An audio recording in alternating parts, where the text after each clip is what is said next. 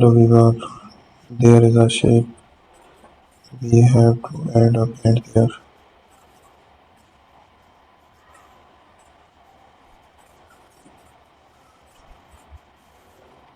So there we are.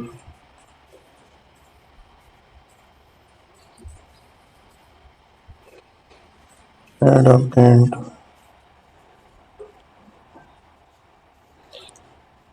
So let's apply the design there.